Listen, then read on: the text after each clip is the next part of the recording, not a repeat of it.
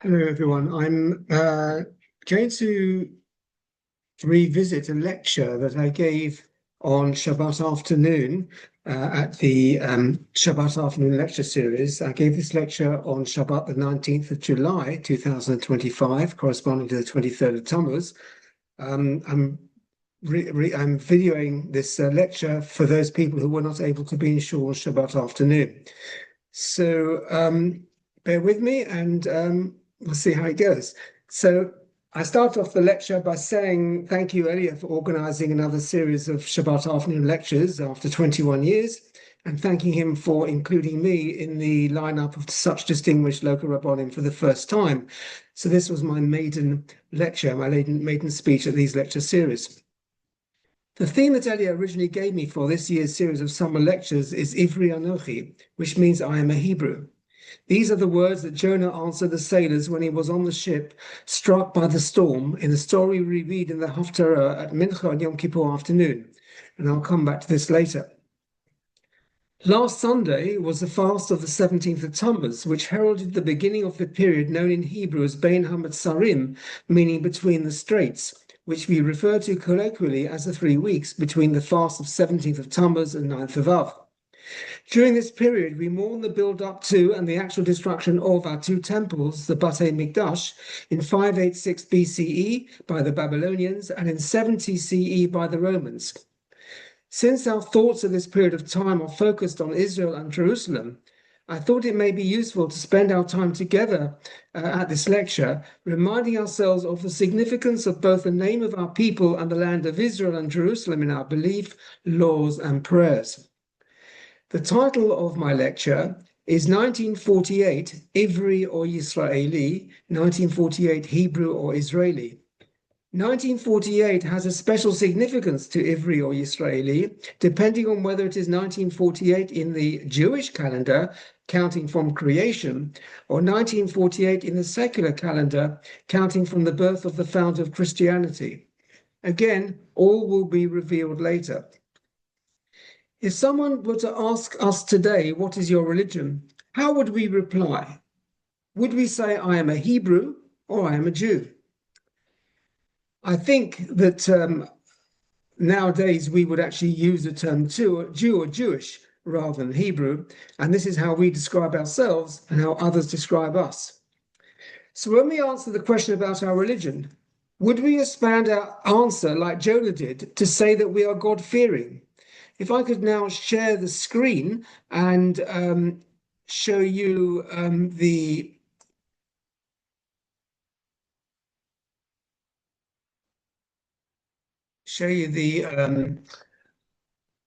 source sheet that I gave out at the lecture, we see there in source number 1 what happened to Jonah. So it said here in Jonah chapter 1, Vayomru Elav, and the people on the ship said to Jonah, Hagidana lanu, tell us, please, Ba'asher lemi hara azot lanu, you have brought this misfortune upon us. Ma malachtecha, what is your work? Umeyain tavom, where do you come from? Ma arsecha, what is your country? Ve'emize am ata, and from what people are you? Vayomer alehem, and he said to them, Ivri anochi, I am a Hebrew. Vet Hashem Elokei Hashamayim, the Lord God of heaven, ani yarei, I fear, Asher asa et hayam vet hayabasha, who has made both sea and land. So when we are asked about our religion, what would we reply to explain what kind of Jew we are? Would we say, for example, we're Ashkenazi or Sephardi, Hasidic or Mitnaged, Nusach Sephard or Nusach Ashkenaz, modern Orthodox or Haredi, Shomer Shabbat or secular, Orthodox or Reform, halachically Jewish or only half Jewish on the wrong side, kosher or just a culinary Jew, or one of the many, many more designations. If we were to meet someone like Lady Susan Hussey at Buckingham Palace and were asked to talk about ourselves and describe our origins, what would we answer? Would we mention the J word straight away, or would we wait till it was dragged out of us? Would we describe ourselves as English and possibly expand to mention our parents' or grandparents' origins? Would we say we are British and, by the way, we are Jewish? Or would we say we were Jewish, but by a quirk of historical fate happened to live in England? I suppose the answer would depend on who was asking and the circumstances surrounding the question. For example, what would one have answered if surrounded by a bunch of anti-Semites holding baseball bats in Nazi Germany? We Jews are classified by many different nice designations and also, unfortunately, by some derogatory terms such as kike or yid. Although the word kike is nowadays considered derogatory, it has been suggested that it had actually come about on Ellis Island in New York in the early 20th century, when there were Jewish migrants who were either illiterate or could not use Latin alphabet letters.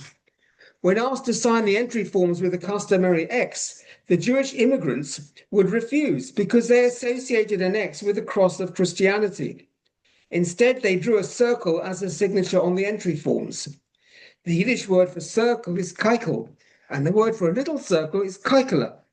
Before long, the immigration inspectors were calling anyone who signed with a circle instead of an X a keikel, or keikela, or keiki, or finally and succinctly, kike. Another possible origin of the term kike is that the word comes from Ike or Ike, which is derived from the name Isaac, a common Jewish name amongst immigrants to England or America in the 20th century. So as you can see, the expression kike is not so terrible. The word Ivri, Hebrew, comes from the name Ever, who was a son of Shem and hence the grandson of Noah. Ivri is derived from the Hebrew word avar, ayin beit resh, which means to cross over or to traverse. The term Ivri has a deeper meaning beyond simply referring to the Hebrew people. It can also symbolize a spiritual or metaphorical crossing over, like Abraham's transition from polytheism to monotheism.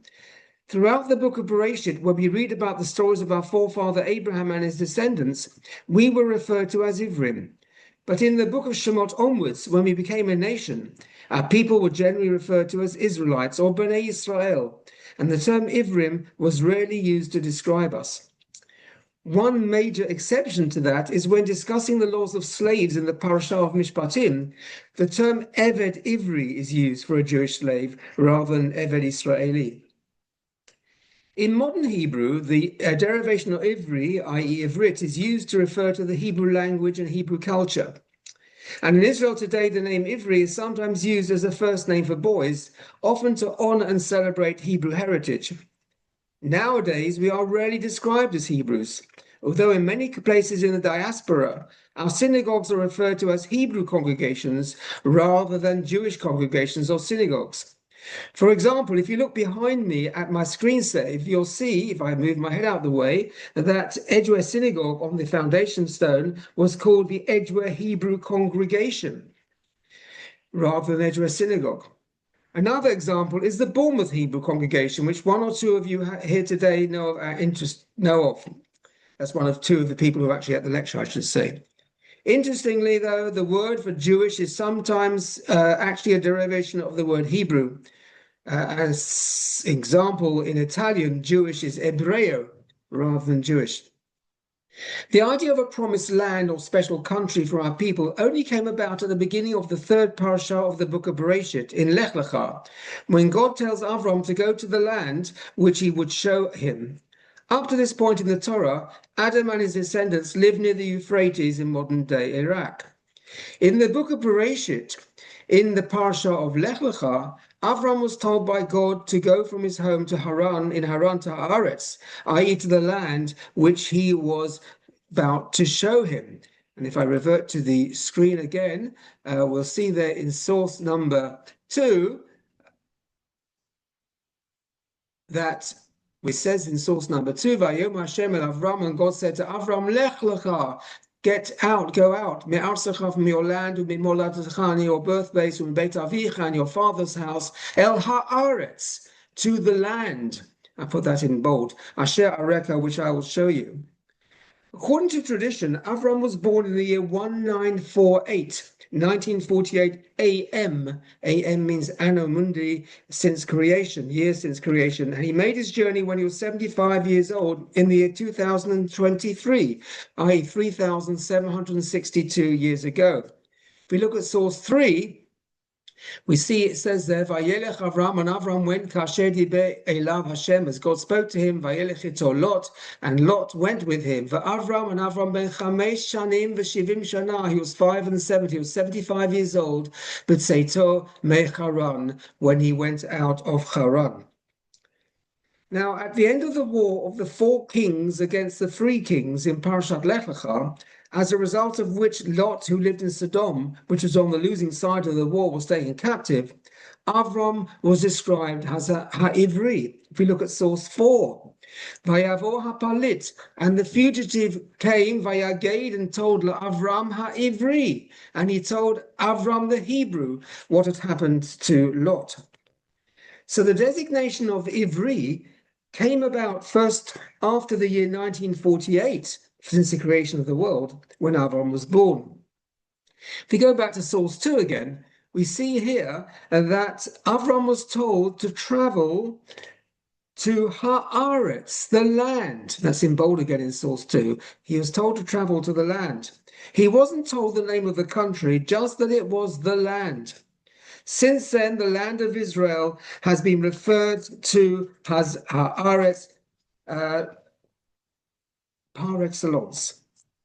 We commonly refer to the country nowadays as Haaretz, and the diaspora outside Israel is referred to as Chutz La'aretz, outside of Israel, or we abbreviated it as Chul, Chet Vav Lamed. Back again in source 3, it also says in verse 5, hey, Vayikach Avram, and Avram took his Sarai Ishto, Sarah his wife, et Lot ben Achiv, and Lot his nephew, et Kol Rechusham, and all the property Asher Rachashu, which they had acquired, vet HaNefesh, and the souls Asher Asu v'Charan, which they had made in Haran, meaning that they had converted to their religion. Vayetzu, and they went out, Valechet, to go Arza Canaan, to the land of Canaan. Vayavo Arza Canaan, and they came to the land of Canaan. This is the first time that the land was referred to as Canaan. Canaan was actually the name of the son of Ham, and hence the grandson of Noah, and who, together with his father Ham, was responsible for the misconduct with Noah while he was drunk after planting grapes at the conclusion of the flood. The promised land was referred to as Canaan throughout the Torah, and the heathen inhabitants of the land were known as the Canaanites. Noah actually cursed his grandson Canaan for what he did, as we can see in source number 5. Vayiketz Noach miyeno, and Noah woke up from his wine. Vayeda, and he knew asher asa lo beno katan, all that his youngest son had done to him. Vayomer, he said, Arur Canaan, cursed be Canaan, Eved avadim yeh le'achav, he shall be a slave to his brothers. Vayomer, and he said, Baruch Hashem, Elokei Shem, blessed be the Lord God of Shem. V'hi Canaan, Eved Lamo, and let Canaan be a slave, let him be subservient to Shem. We Jews, the Yisraelim, we are descended from Shem. So therefore we have the term Semites for we Jews and people descended from Shem, and anti-Semites for those who don't like us. When Joshua conquered the land after Moses' death, the curse on Canaan came to fruition when the Canaanites were defeated by the descendants of Shem, the Israelite army. As an aside, it is interesting to note that when the patriarchs Abraham, Isaac, and Jacob lived in Canaan, they didn't live in Tel Aviv, Netanya, Modi'in, Bet Shemesh, or Ra'anana. They are recorded as living near Shechem, Hebron, etc., which are situated in what we call today the West Bank, or Yehuda v'Shomron, or as the United Nations or the British government would say, the occupied territories. If you look now at source 6, we see what happened when God promised the land for his descendants. It said, Hashem Amar Avram, and Lot said to Avram, Acharei he parted Lot me'emo, after Lot separated from him, Sana inecha, lift up your eyes, Ura'ei, and see, Minamakom asher sham, from the place where you are, Tzafona, northwards, Vanegba, and southwards, Vakedma, and eastwards, Vayama, and westwards. Ki et kol ha'aretz asher ata ro'eh lecha etnena uzarecha ad olam. For all the land which you see, I have given it to you and to your descendants for eternity. And I will place your descendants like they will be like the dust of the earth. Limnot et afaris, if someone could actually count the dust of the earth, gam zaracha yimaneh, so your seed shall be counted. Kum hitalech ba'aretz, arise, walk through the land la'orka, along its length, u'rochban width, ki lecha etnena, for I have given it to you. So when God promised Avram the land for his descendants, he was promising all the land of Israel, including these disputed areas. From the river to the sea was the land promised to our forefathers. In fact, as mentioned after the capture of the land in the book of Joshua, the river that was referred to wasn't the river Jordan, since 2.5 tribes, the tribes of Reuben, Gad, and half of Manasseh, lived on the other side of the river Jordan. Maybe it should refer to the Euphrates, which is in modern-day Iraq. Greater Israel in those days was extremely large, and apart from present-day Israel, it incorporated chunks of present-day Syria and Jordan. This was the political part of my talk, and now I will refer to something less controversial. It is interesting to note that Jerusalem is mentioned by name 667 times in the Nach, in the Nevi'im Ketuvim, but not actually mentioned by name in the Torah. The country Israel is mentioned 2,507 times in Nach, and again not mentioned by name in the Torah. Although Jerusalem isn't actually mentioned in the Torah, it is, however, alluded to in a few places.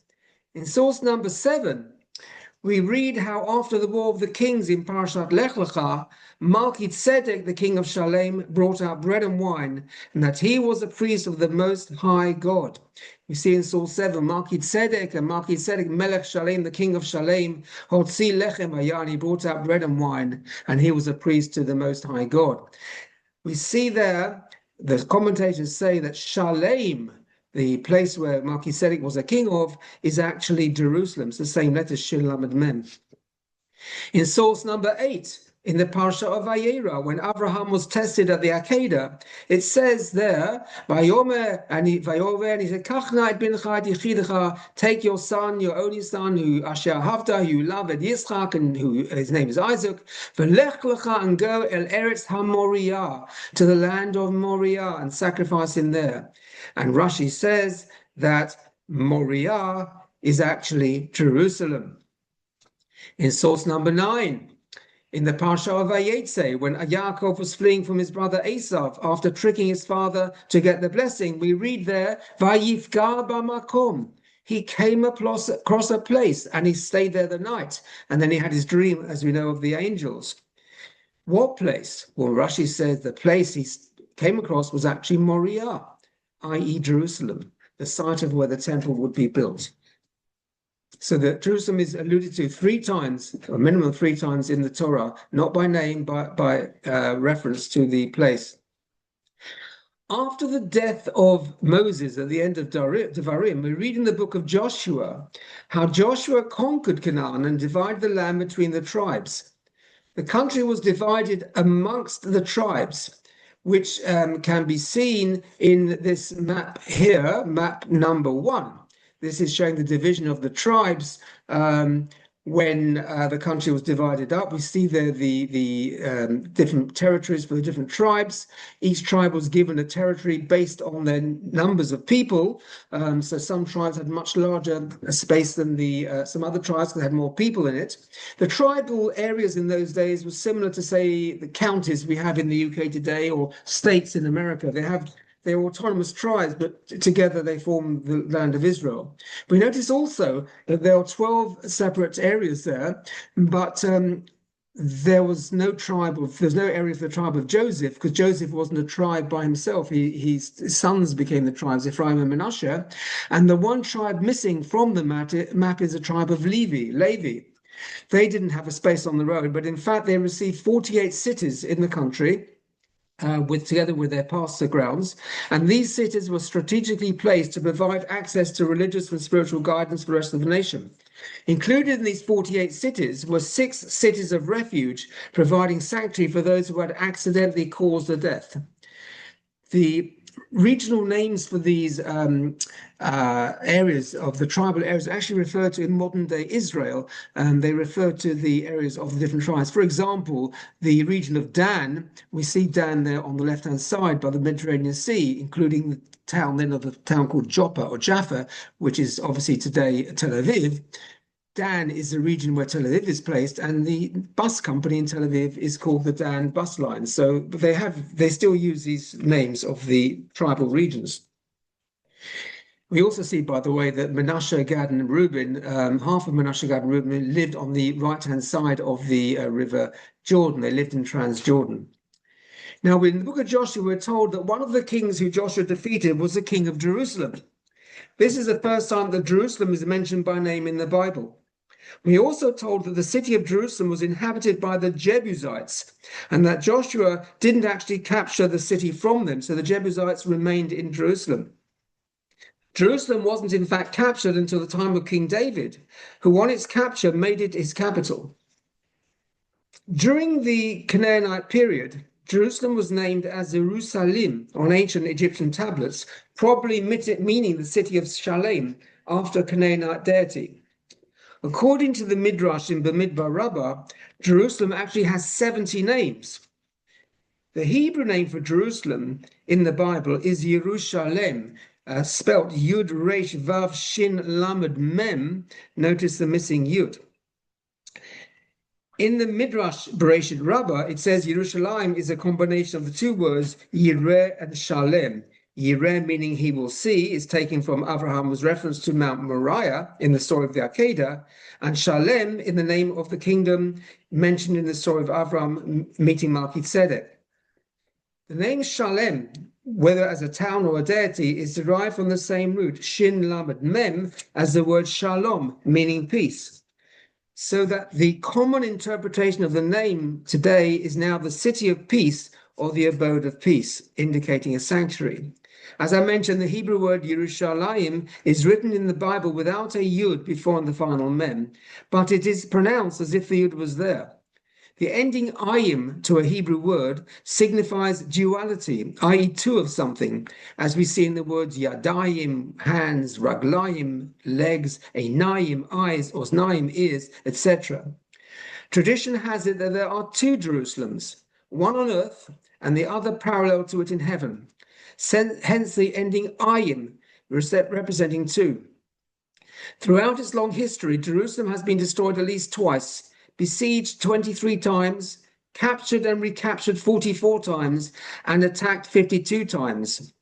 At the time of the exile after the destruction of the first temple, the city became known as the Holy City, Ir HaKodesh, which the Muslims have adopted as their name for the city, Al-Quds.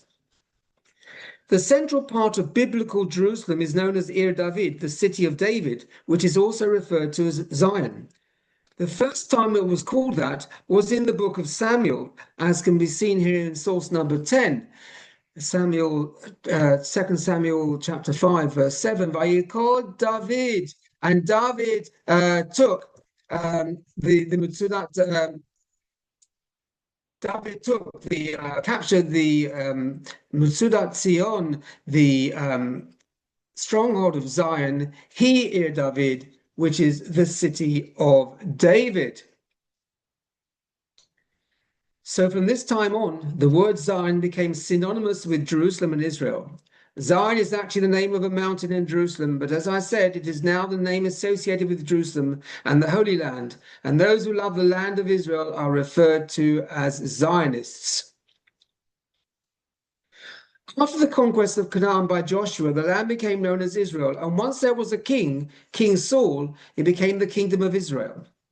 Under the rule of David and his son Solomon, the kingdom grew as a result of various territorial conquests by these kings. And we can see the size of the expanded kingdom in map number 2. We see there that the kingdom of Israel expanded to the north in the areas which are now part of Syria. It expanded on the east bank of the Jordan all the way down, and it was a very, very vast territory. After the death of Solomon, the kingdom split into two, with the northern 10 tribes being ruled by Jeroboam and becoming known as Israel, and the southern 2 tribes maintaining allegiance to the Davidic dynasty and his grandson Rehoboam.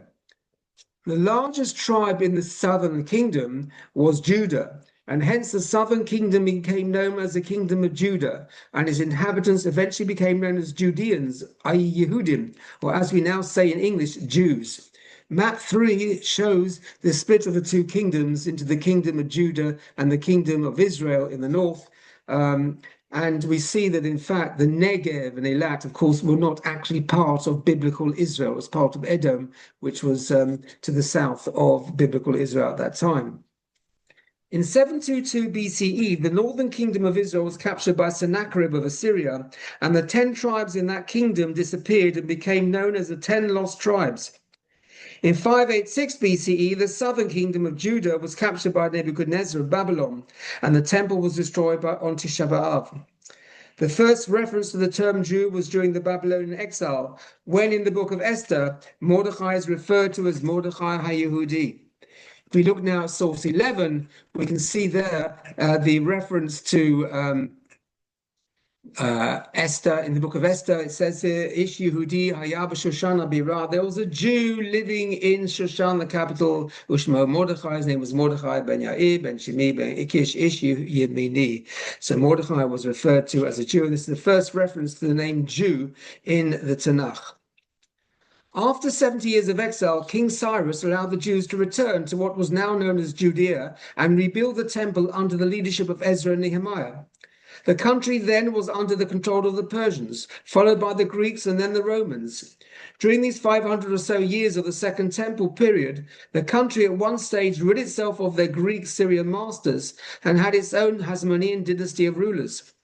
This didn't last, and in 70 CE, Jerusalem was captured by Titus of Rome, and the Second Temple was destroyed on Tisha B'Av that year. Many Jews remained in Judea after the destruction, but after the unsuccessful revolt of Bar Kokhba in 135 CE and the fall of Beitar on Tisha B'Av that year, Jews were forbidden entry to the city of Jerusalem, which was renamed Aelia Capitolina by the Romans. Judea ceased to exist as a separate state, but became part of the Roman Protectorate of Syria and became known as Palestine, which was derived from the word Philistine, which was a nation living in the area of what we now call the Gaza Strip. Many Jews remained in Palestine despite the complete destruction of Jerusalem. Centers of Jewish learning remained in the country, especially in the Galilean places such as Tiberias. In around 200 CE, Rabbi Yehuda Hanassi, Rabbi Judah the Prince, and other scholars known as the Tanaim, who were based in the Galilee in towns such as Tzipori and Beit Sha'arim, encoded the oral law into a 6-volume book written in Hebrew known as the Mishnah. In around 400 CE, the discussions of the rabbis known as the Amoraim, who were based mainly in Tiberias, were codified in Aramaic into the Palestinian or Jerusalem Talmud.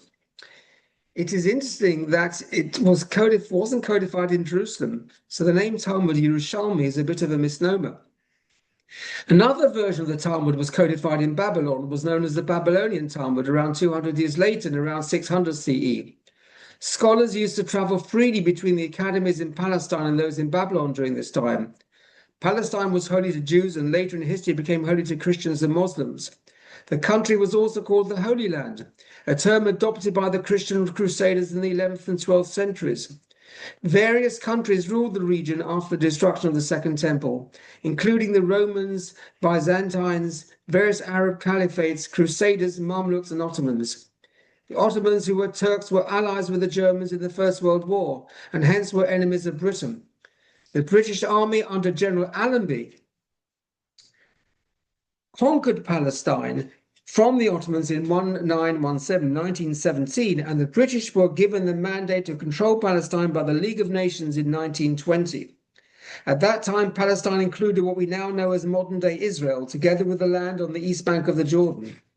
In 1921, Winston Churchill was the then Secretary of State for the Colonies, and David Lloyd George's government gave the east bank of the Jordan to the Arabs and established the Hashemite Kingdom of Transjordan. So in effect, the two-state solution happened then when the British created a separate Arab state in Palestine. If we now look again, if I share my screen again, and we look now at some more maps, we see there that in this map here, which I'll now scroll down to, in map number 4, we see the mandate for Palestine after the First World War. We see how Palestine extended way beyond the River Jordan, including all the area now known as Jordan, the state of Jordan. So what happened was that Churchill gave away all the land to the east of Jordan. He gave it to create the Kingdom of Transjordan. So that was taken away from the mandate. And we see below how the Israel-Palestine has shrunk after 1920. During the period of the British Mandate, the country was known as Palestine, although the Jews also referred to it Eretz Yisrael or the Yishuv. The citizens of the country, Jews and Arabs alike, were Palestinians. The currency was the Palestine pound and was on par with the pound sterling. The English language newspaper was the Palestine Post. The police were the Palestine Police, and the main diaspora charity supporting the Jews in the Yishuv was the JPA, the Joint Palestine Appeal. The flag of Palestine was the Union Jack, not the tricolour flag that is flown nowadays at the anti-Israel demonstrations throughout the world. And the language spoken by the Jews wasn't Arabic or Palestinian, but was Ivrit, a modern form of biblical Hebrew developed by Eliezer ben Yehuda. After the Second World War, due to the troubles between Jews and Arabs, the British told the United Nations they wanted to give up the mandate on Palestine. On 29th November 1947, the United Nations agreed on splitting Palestine into two separate countries for Jews and Arabs, with Jerusalem being a separate internationally ruled region. The proposed partition can be seen in this map here, map number 4, and we see that the Arab state was the yellow one, the Jewish state was the orange one, and Jerusalem was an enclave in the middle, which was an international region. And hence, that's why a lot of countries today do not recognize Jerusalem as the capital of Israel. On 5th of Iyar 5708, 14th of May 1948, at the end of the British Mandate, David Ben-Gurion, the leader of the Jewish Agency for Palestine, declared the establishment of a Jewish state in Eretz Israel. And there were various options suggested for the name of this new country. Eretz Israel, Ever, Judea, and Zion were all suggested, as were Tziona, Ivri, and Herzliya. But in the Declaration of Independence read out by Ben-Gurion, he said, accordingly, we members of the People's Council, representatives of the Jewish community of Eretz Israel and of the Zionist movement are here assembled on the day of the termination of the British mandate over Eretz Israel, and by virtue of our natural and historic right and on the strength of the resolution of the United Nations General Assembly, hereby declare the establishment of a Jewish state in Eretz Israel to be known as Medinat Israel, the State of Israel. Interestingly, in order to appease the secular Zionists, God wasn't mentioned by name in the Declaration of Independence, but only hinted at as Sur Yisrael, the Rock of Israel. Conversely, in order to appease the religious Zionists, the declaration of the state was brought forward by a few hours on that Friday afternoon to avoid any desecration of Shabbat. And one of the signatories of the declaration, Rabbi Yehuda Leib HaKohen Maimon, said the Shehechianu Bracha at the beginning of the ceremony in Tel Aviv. The final maps in the handout show the borders of Israel after the War of Independence and what it is today. This is how it was after the War of Independence. The Armistice Agreement, we see the West Bank and the Gaza Strip. The Gaza Strip was swallowed up by Egypt. The West Bank was swallowed up by Jordan, and Israel had the rest. And then modern-day Israel, of course, now includes the West Bank and the Golan Heights, and Gaza, as we know, is a bit of a disputed area. So the title of my talk should now be clearer. In 1948, Anno Mundi, after the creation of the world, we had the designation of Ivri, Hebrew, and in 1948 CE of the Common Era, we had the designation of Yisraeli. So this is now the State of Israel came into existence. The national anthem of the modern State of Israel is the Hatikvah, and we can see the Hatikvah, if I share the screen again, we can see the Hatikvah in source number 13 here, we see the actual text of the Hatikva. The Hatikva was written in 1878 by Naftali Herz Imber, a Jewish poet from Sokolov, a city nicknamed the City of Poets, then in Austrian Poland. Today in Ukraine, which is now in Ukraine, sorry. If we look at source number 12, we can see that his words at the end of the first version of the Hatikva are Lashuv le'eretz avotenu, to return to the city of our forefathers, and express the aspiration to return to the promised land. In 1882, Imber emigrated to Ottoman-ruled Palestine and read his poem to the pioneers of the early Jewish villages, Rishon LeZion, Rehovot, etc. And in 1887, Shmuel Cohen, a very young 17 or 18-year-old resident of Rishon LeZion with a musical background, sang the poem by using a melody he knew from Romania, making it into a song after witnessing the emotional responses of the Jewish farmers who had heard his poem. Cohen's musical adaptation served as a catalyst and facilitated the poem's rapid spread throughout the Zionist communities of Palestine. At the 18th Zionist Congress in Prague in 1933, a motion was passed formally adopting Hatikva as the anthem of the Zionist movement. When the State of Israel was established in 1948, Hatikva was unofficially proclaimed the national anthem. It did not officially become the national anthem until November 2004, when an abbreviated and edited version was sanctioned by the Knesset. The official text of the Israeli national anthem today corresponds to the first stanza of Herz Imber's poem, and refers also to the amended refrain, Liotam Chofshi be'artzeinu Eretz Zion v'Yerushalayim, rather than Lashuv le'eretz avotenu le'ir bar David Chana. So we now refer to the living in a free people in our land. Unfortunately, nowadays, there are some of our more orthodox brethren who consider the Hatikva to be heretical because they consider the designation free to be secular or irreligious. But if you look at the words of the Hatikva, what is wrong with having an aspiration of being free in our country, in the holy city of Jerusalem? This is what we and our ancestors have prayed for 3 times a day since the destruction of the temples and the exile. This is what the survivors of Bergen-Belsen sang when they were liberated by the British in 1945. This is what the remaining living hostages being held in Gaza are longing for. The Hatikva is a very powerful anthem, and nowadays is the anthem not only of the modern state of Israel, but that of Jews throughout the world. So I think it is something we should all be singing, no matter what our belief or what's our affiliation to what sect of Judaism we actually are in. So after this historical discourse, I want to return to what I started with, the exchange between Jonah and the sailors on the boat.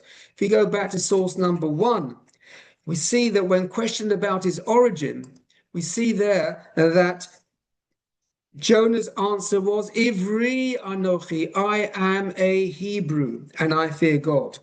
This is the response that should been given to anti-Semites down throughout the ages. It is not literally as the words seem to give it, but reading behind the words, interpreting the story of Jonah for our time, because our rabbis saw in Jonah a Jew for every period of Jewish history, a Jew for all time.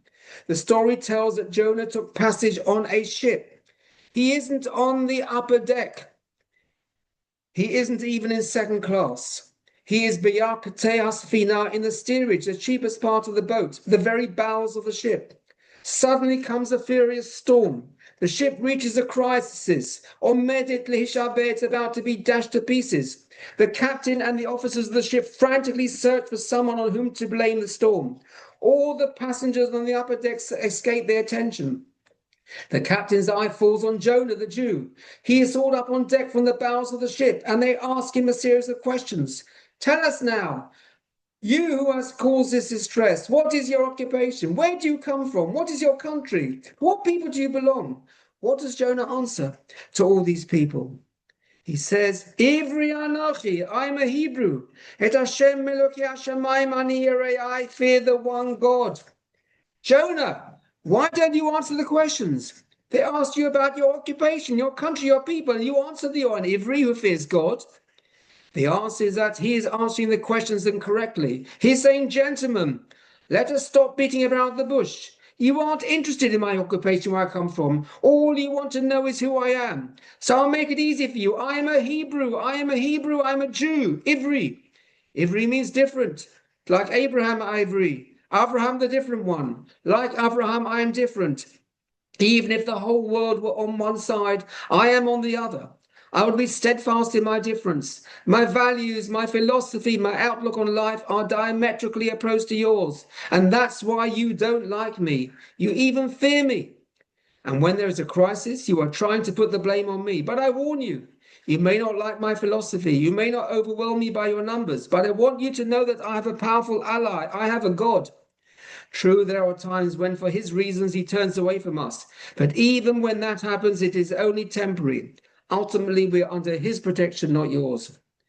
That is the early part of the story of Jonah. But isn't it also the story read all time in the headlines today? The ships of the state of the world, or Medishabes, states are shuddering and many are breaking up, struck by crisis after crisis, storm after storm, political storms, economic storms, revolutions, civil wars, religious wars, and even attempts at genocide, especially terrorism striking deadly fear into even otherwise fearless hearts. Captains and officers of the ship look around to see who is responsible. On the ship, there are very important passengers: Mr. Nazi, Mr. Hamas, Mr. Fatah, Mr. Iran, Mr. Al Qaeda, Mr. Hezbollah, Mr. Houthi, Mr. Anti Semite. Of course, none of them could possibly be connected with the crisis of peace in the Middle East, with the economic storms that threaten nations and their security, with civil wars.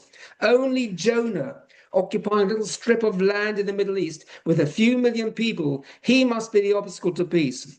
All of them are in first-class cabins with plenty of money, passages bought with oil wealth, with threats and terrorist posturing, passages bought with money tainted with old Nazi connections, passages bought by inspiring fear of terror attacks. If there's a betrayal of their own people by Hamas, if rockets fall on peaceful towns, if buses blow up, even if the World Trade Center is destroyed, if there's any terrorist bombing, blame Jonah. If there's an outbreak of attacks against Jews or other people in America, France, Amsterdam, or London, our first reaction is, will they blame Jonah? If there's a religious leader of half the world who refuses to recognize Jonah, it isn't because he stays away from controversy or because he hasn't made up his time. It is because Jonah is Jonah, the Ivri, the different one. And that religious leader cannot stand the difference. If there's a national broadcasting corporation who distorts the facts to side with the enemies of Israel or broadcasts anti-Israel chants at a music festival, it is because Jonah is Jonah the Ivri, the different one. If there are no goods on shelves because of a country's lethargy or corruption, if states insist on labeling supermarket products produced in Israel in order to harm our economy, it's Jonah's fault. And not because Jonah is dangerous, but because Jonah is different. The accusations may sound ludicrous, but all of them really mean one thing. You, Jew, you are different. You don't belong. And we answer, Ivri Anochi. Yes, we are different. And we are proud of this difference, even if it means that you expect so much of the Jew that he may not do what anyone else can do. In this period of the 3 weeks, the saddest time of the year for us Jews, let us resolve to be proud of who we are and remain steadfast in our beliefs and observance. When we are questioned about our beliefs and origins, don't beat around the bush. Follow Jonah's example and proudly state that we are Jews and that we fear God. Yes, we are loyal citizens of this wonderful nation and have allegiance to King Charles III and his heirs and successors. But, and it is a big but, when push comes to shove, our first allegiance has to be to our country, the country promised to us by God over 3,000 years ago. Eretz Yisrael, the Holy Land, the Promised Land, our homeland. Thank you for listening.